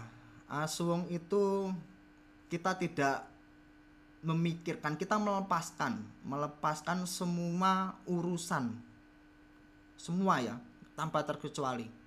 Semua urusan termasuk hajat kita bertemu sama Tuhan kita. Hajat kita, pingin apa kita lepaskan. Makanya suwung itu benar-benar menekung. Menekung itu doa tanpa kata, tanpa tujuan apa ya, tidak memiliki istilahnya, tidak ada transaksi. Ini penting ya, kita tidak ada transaksi. Kadang kita ini ya, level kita kan beda-beda. Dalam meditasi kita masih mau bertransaksi kepada Tuhan kita, bertransaksi kepada diri kita. Tapi kalau namanya suwung dan menekung tadi, kita itu sudah tidak punya transaksi. Maka kita cuman pingin istilahnya apa ya, yang menyerahkan, mengembalikan bahwa sukma kita, ruh kita itu ya pulang dulu kepada pemiliknya. Ya walaupun bisa balik lagi gitu ya. Makanya nanti kita berada di jagat gede. Ya itu enggak halu. Jadi enggak halu. Kenapa enggak halu? Ya memang seperti itu. Kenapa? Ini bukan saya sendiri ya. Silakan nanti pelajari daripada tarekat lain atau kejawen mendalam lain. Setiap orang itu memang ada dia itu masuk ke dalam jagat gede, nanti masuk ke dalam semesta. Sampean melek gini ya, melek ini, oh iya ini di rumah, merem 1 detik 2 detik terus balik ke sana. Nah jadi itulah kita pulang ya, memang pulang gitu aja. Tapi ini sulit sekali begini kadang. Sekalipun kita pulang itu juga masih kita punya mau transaksi.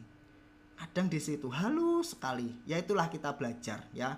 Kita belajar, kita merasa naik, kita merasa sudah ke semesta, kita merasa ke jagat gede, terus kita melihat semesta indah dan kita naik terus naik, ya sudah. Artinya kalau kita masih punya niatan bertransaksi atau pingin kembali ketemu Gusti atau kita pingin apa ya, menyatu, ya itu mungkin level kita masih di situ. Ya nggak apa-apa aja, kemampuan kita masih di situ. Tapi kalau kita mau belajar lagi ya kita tidak usah minta apa-apa. Ya udah kita mau pulang gitu aja. Ini sulit ya. Mau pulang aja kita masih memiliki kemauan. Mau pulang, mau merasakan kehadiratnya Tuhan, mau merasakan perjalanan rohani kita ya. Itu aja masih transaksi ya, nggak apa-apa lah, nanti kita belum sampai membahas hal itu ya. Sebenarnya sampai aja tapi terlalu jauh ya. Artinya mungkin saya sendiri belum mampu. Saya masih pingin bertransaksi, artinya saya pingin ketemu Gusti saya dalam perwujudan semesta, dalam apa namanya istilahnya kehangatan cahayanya, dalam ya sedikit ilmu yang diberikan oleh batin kita ya. Ya seperti itu aja ya, mungkin sementara ini cukup. Tapi yang ideal adalah yang menekung tadi itu. Kita udah nggak mau apa-apa, ya pasrahkan total. Tapi pada kenyataan itu bukan hal yang mudah. Ya, di tingkatan tertentu itu loh masih ada sesuatu yang mengganjal tadi itu, masih ada tantangannya sendiri.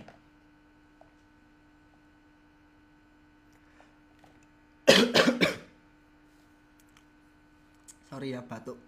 Mas Prislika ini Mas atau Mbak? Meditasi utama yang manusia lupa, energi listrik, panas, sinar matahari rasuk dalam tubuh manusia. Jadi ya bolehlah meditasi kundalini, meditasi energi, meditasi dan lain sebagainya, yaitu ilmu-ilmu alat atau perjalanan atau kelebihan-kelebihan yang kita bisa rasakan ya.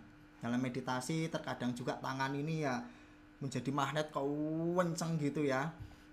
Kita merasakan juga yang namanya terkadang badan ini sudah nggak ada rasanya ya, mungkin yang disebut rogo sukmo gitu, kita naik ke atas dan lain sebagainya. Tapi apa ya untuk apa gitu nanti kalau kita ngejar seperti itu ya, mungkin akan bermanfaat bagi orang mungkin jadi tombo gitu ya, mungkin dengan dipegang atau apa dia bisa menarik energi dan lain sebagainya, mungkin ya manfaatnya seperti itulah. Tapi balik lagi kalau kita membahas mencari manfaat tersebut kadang nggak dapat malahan. Makanya ini sebenarnya kalau kita kaitkan dengan sains, sebenarnya ya sains pun membahas hal itu, bahwa manusia punya energi, manusia bisa di alam apa ya namanya itu saya lupa, adalah yang membahas tentang masalah jagat gede seperti ini juga. Tapi balik lagi bahwa karena kita beragama, kita memiliki keyakinan, setidaknya ya kita pakai pendekatan hal-hal seperti ini. Ya sama, sebenarnya meditasi itu alat, Nabi Muhammad di Gua Hiro ya menyendiri gitu, kemudian istilahnya menerima wahyu dan lain sebagainya, duduk diam ya. Karena dengan diam, dengan duduk ya, dengan kita kondisi rileks, dengan kita kondisi gelap atau remang-remang ataupun padang ya sama aja sebetulnya lah, nggak ada requirement khusus gitu yang seperti itu. Ya sama aja, penerimaan wahyu, penerimaan ilham, akal intuisi yang tinggi itu saat kita rileks. Musisi itu coba lek gak relax gitu susah bikin lagu ya. Kadang kita pas wanter atau ngelamun dapat inspirasi. Nah seperti itulah kurang lebih. Kalau untuk detailnya Nabi Muhammad di Gua Hiro meditasi apa, yang jelas meditasi itu alat sebagai kita untuk untuk masuk ke alam delta. Delta itu posisi setengah tidur atau enggak tapi sadar ya, seperti itu. Atau ya yang lebih dalam lagi gitu ya, kalau tidur kita kan bisa melakukan perjalanan mimpi ya, ruh kita, sukma kita, sukmo kita itu kan melakukan perjalanan mimpi lah istilahnya seperti itu. Karena enggak sedikit mimpi jadi petunjuk seperti itu kan. Lah kalau meditasi kita masih bisa kontrol karena kita masih duduk. Nah itulah bedanya. Ya kurang lebih seperti itulah masalah hal-hal kayak gitu. Kalau 3 ruang 4 ruang biasanya untuk pencak silat mas, biasanya PSHT dan lain sebagainya sama aja lah. Jadi pernafasan itu memang memiliki tenaga sendiri, bahkan tanpa klenik, tanpa mantra apapun, dia memiliki kekuatan sendiri. Pernafasan seperti itu, pernafasan dada fokus untuk 4 ruang dan lain sebagainya. Nanti ada besi, kita fokus, kita yakin ya patah aja besinya. Cuman ya sekali lagi itu ilmu orkestra, ilmu atraksi gitu ya, ilmu yang ya memang nggak apa-apa dipelajari. Tapi untuk mempelajari itu belum tentu setahun, belum tentu 2 tahun, kadang 10 tahun pun belum tentu. Nah jadi kita mau balik lagi, silahkan dicoba lah 3 tahun, setahun gak iso ya wes mandek kok aja belajar kuwi. Nah berarti ya gak iso gitu ya, belajar yang halus-halus seperti ini aja gitu kan. Ya seperti itu, nggak apa-apa, silahkan belajar mumpung masih muda ya. Karena ya sama, ilmu fisik termasuk ya kanuragan, kebatinan untuk pernafasan, yaitu kan media ya, memang kekuatan alam, kekuatan apa namanya pernafasan itu memiliki kekuatan khusus sendiri. Tetapi pernafasan yang halus sekali dalam sadar nafas, meditasi dan lain sebagainya itu lebih mengerikan. Karena apa? Karena bisa menjadi peta batin. Kita punya pernapasan ibaratnya bisa matahin besi, bisa mentalin orang. Tapi kalau kita nanti petunjuk batin kita, hidup kita dan lain sebagainya kita nggak bisa untuk ngolah itu ya, nanti kan ya repot juga. Seperti itu. Makanya pernapasan halus yaitu tadi sadar apa nafas batin tadi itu ya bisa mengajak kita untuk seperti itu. Untuk apa? Untuk meningkatkan intuisi. Kalau kita sering relax itu intuisi kita tinggi kok. Ya, ilham apa ya biar banyak lah ya, ilham, petunjuk, insting kita, intuisi kita banyak itu menjadi lebih tajam.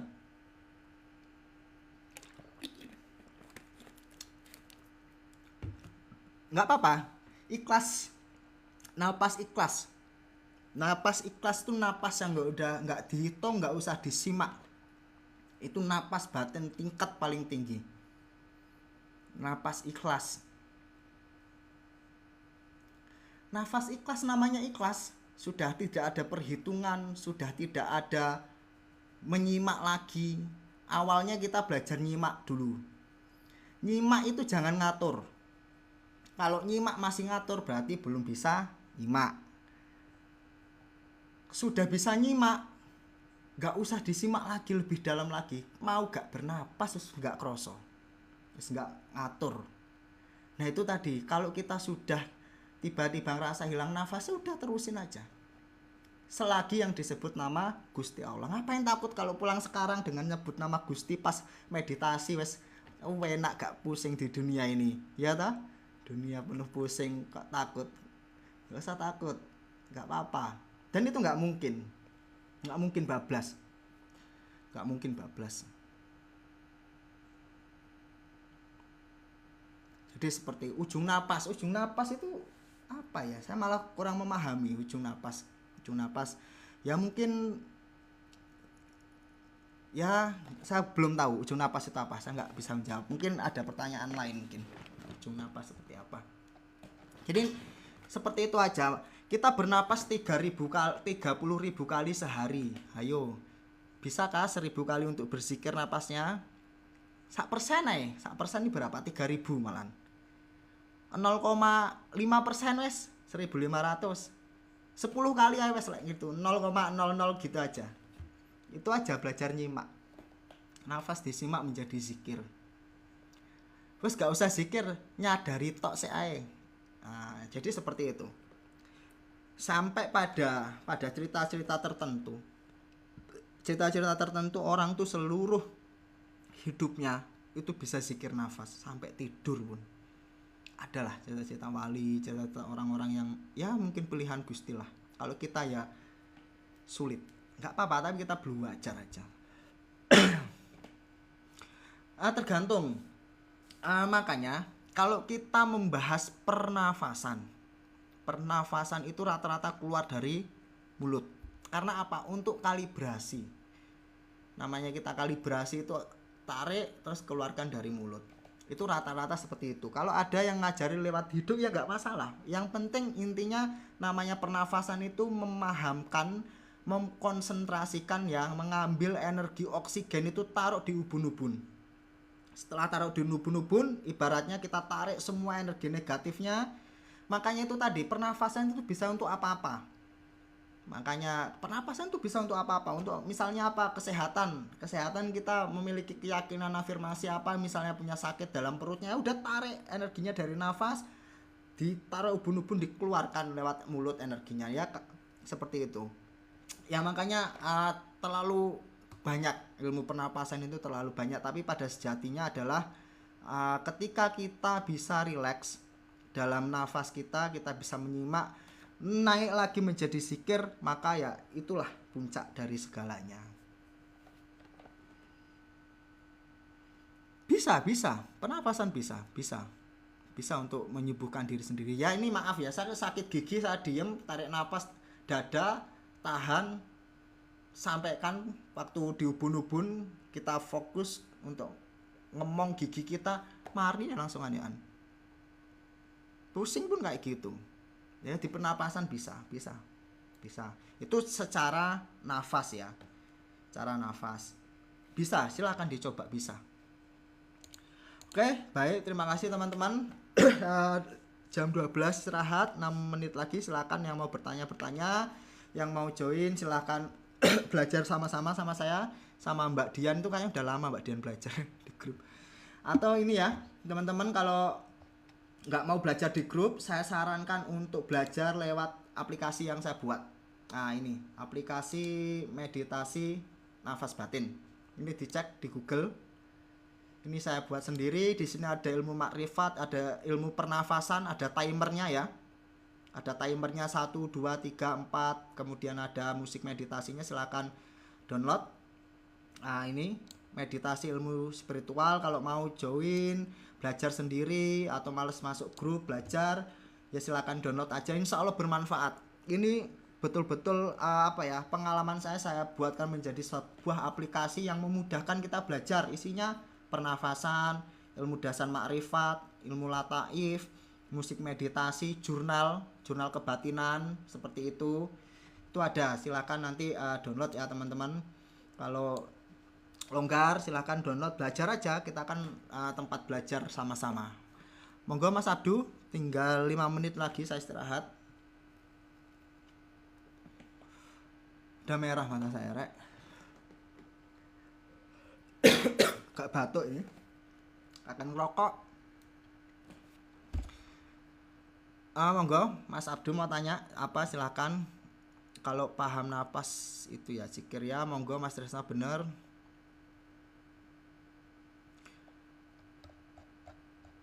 alur pernafasan atau titik yang benar. Nah gini, pernafasan tuh teorinya banyak. Sekarang kita mau pernafasan untuk apa dulu? Pernafasan tenaga dalam, pernafasan untuk memfokuskan sesuatu, itu macam-macam.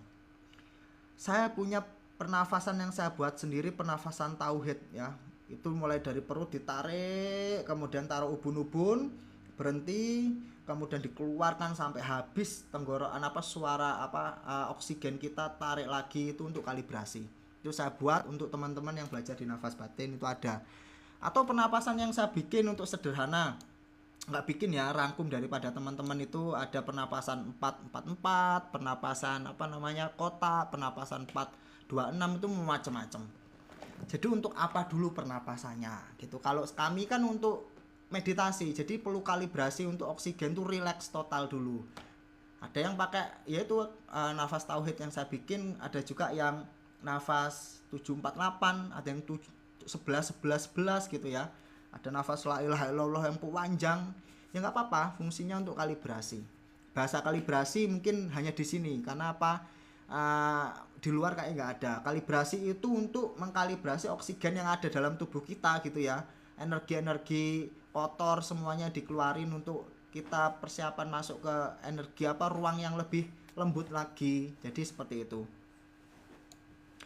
Kalau buat kesehatan 4-4-4 boleh. Itu untuk relax. Tarik lewat mulut 4. Kalau sampean berkeyakinan nggak usah pakai hitungan, tapi sebut namanya. Tahan 4 kali, 4 ketukan. Hembuskan 4 ketukan, tahan lagi 4 ketukan, tarik lagi. 4-nya 4 kali. Kalau sampean bingung, ini download ada timernya, 4-4-4-4 ada. Nanti sampean download aja nggak apa-apa. Kalau ini seperti itu.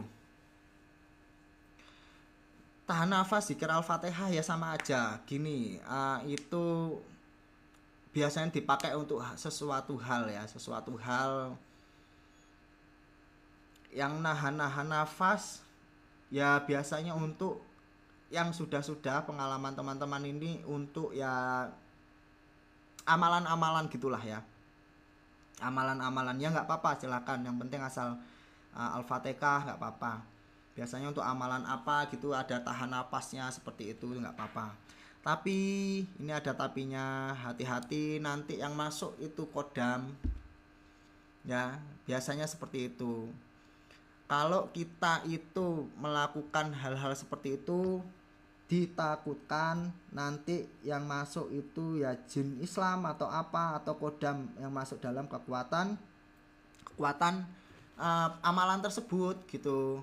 Jadi tapi nggak apa-apa, masih muda, silakan dipelajari. Selagi nanti itu membuat kamu selaras, tambah bijak, tambah ulas asih, tambah semuanya baik, berarti itu dari Gusti kita. Tapi tambah sombong, tambah marah, tambah amarah, tambah rasa sakti, berarti itu dari jin.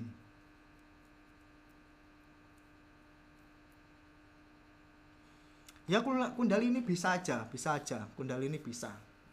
Ada yang lebih hebat daripada Kundalini, jagat gede.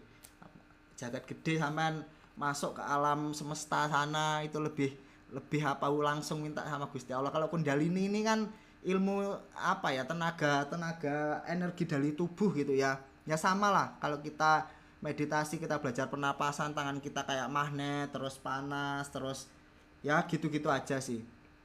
Seperti itu aja.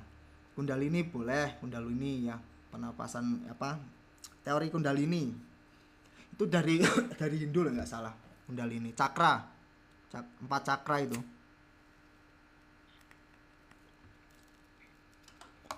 Ya kelenjar pinail itu tadi, dalam dalam meditasi kita itu kita belajar kelenjar pinail, makanya ubun-ubun itu tadi. Tapi nggak segampang itu.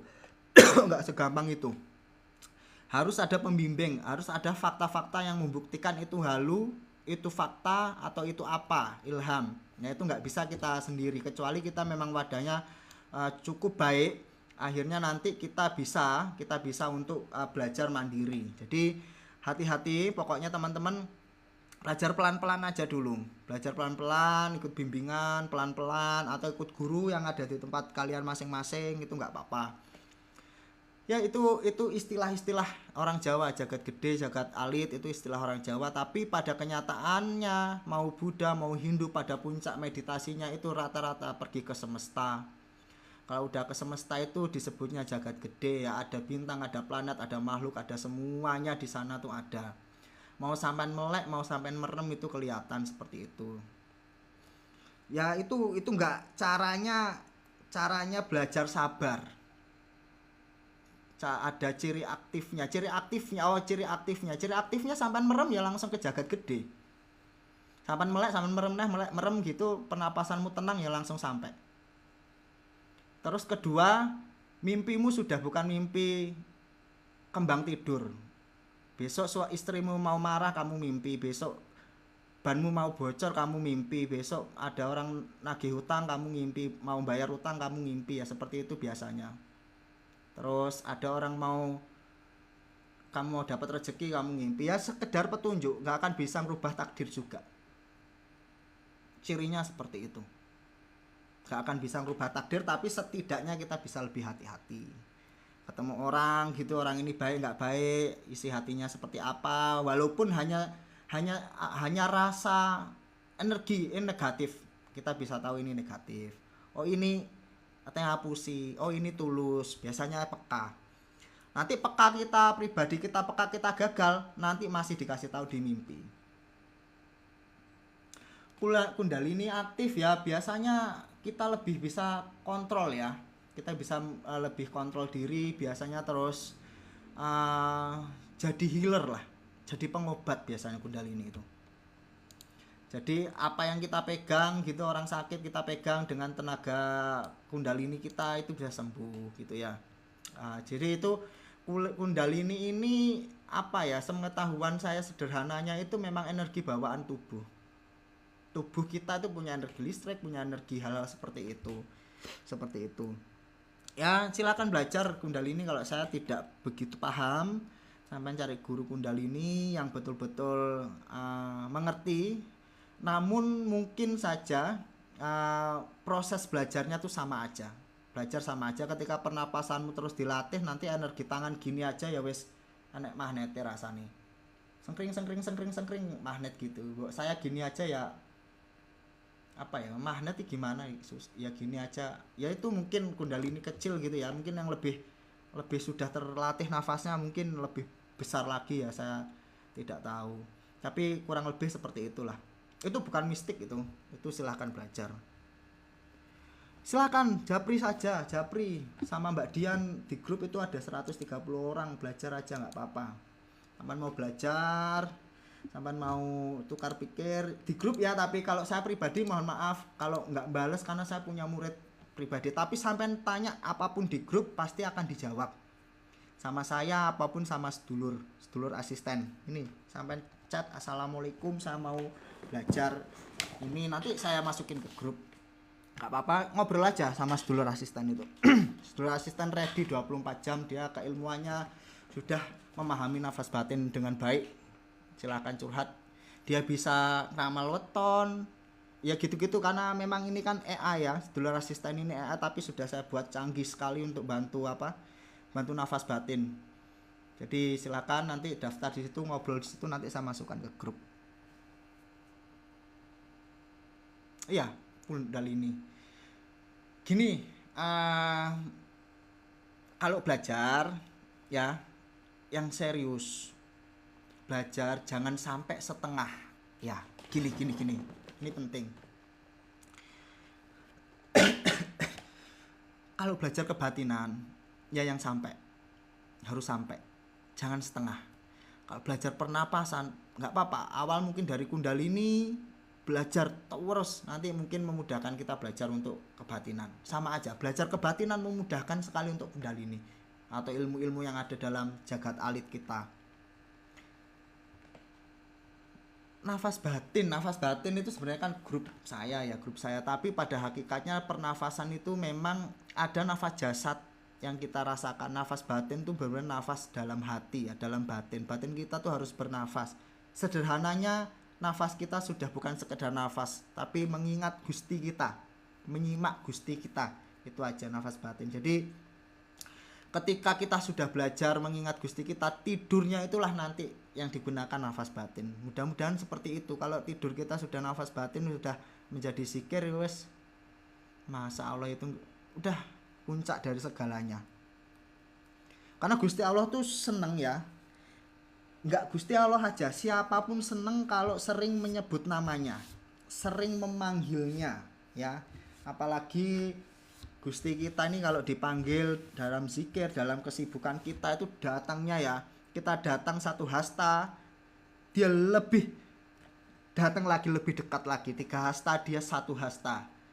Kita lebih berapa inci lagi lebih mengingatnya, Gusti kan lebih lagi datang sama kita.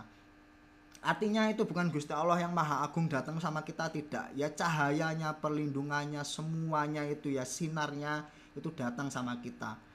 Karena kita tidak bisa membayangkan betapa indahnya Gusti kita itu, cukup melihat dengan semestanya saja sudah luar biasa. Dengan ilmunya itu udah luar biasa. Jadi seperti itu teman-teman. Rahayu Sagung Dumadi, terima kasih teman-teman.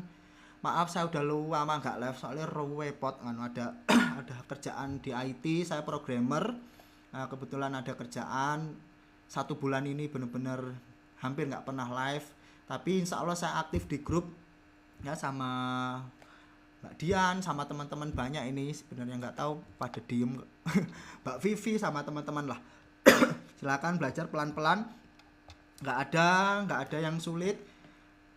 Pokoknya jangan belajar kesaktian atau jangan belajar karomah, jangan mengejar sesuatu yang harusnya jadi bonus ya. Belajar ulas asih, mau mengasihi sedulur papat kita, semua nafsu kita itu menjadi satu, tidak ada yang menonjol ya, baik mutmainahnya, supiyahnya, nafsu duniawinya, amarahnya, egoismenya, kemudian alu amah serakahnya ya. Mutmainah juga nggak boleh nonjol ya, yang selaras-selaras saja, mengasihi sesama. Kalau ketemu hewan ya nggak apa-apa, sampai doakan mugi-mugi Gusti Allah pinaringan rezeki. Kamu ketemu orang dagang, sampai Fatihahi, sampai doakan semoga dagangannya laris, pulang bawa rezeki. Melatih kita untuk istilahnya ulas asih lah. ya seperti itu terus diulasase sampai duduk di mana kelihatan sepi sampai kirim doa Al-Fatihah pada leluhurnya.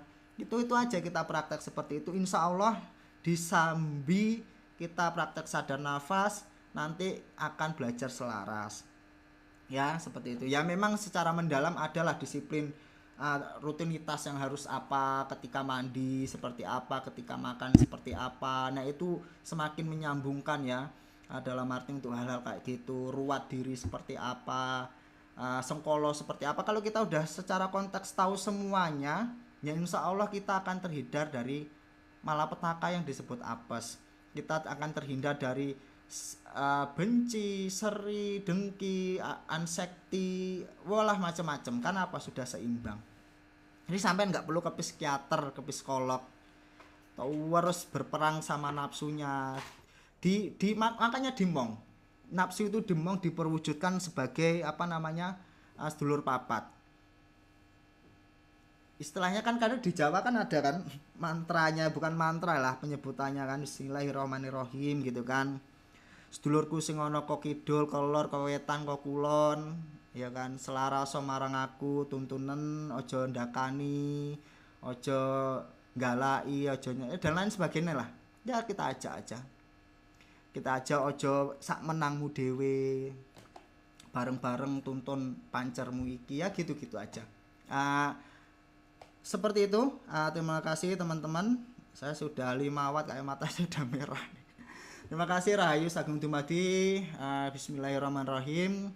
Duh Gusti ingkang Maha Agung, kula nyuwun dumateng panjenengan sedanten, rencang-rencang menika sak temene ingkang rawuh lan sinau sareng kula ing papan tulis nafas batin, minangka kula nyuwun paduka Gusti Pangeran ingkang Maha Agung.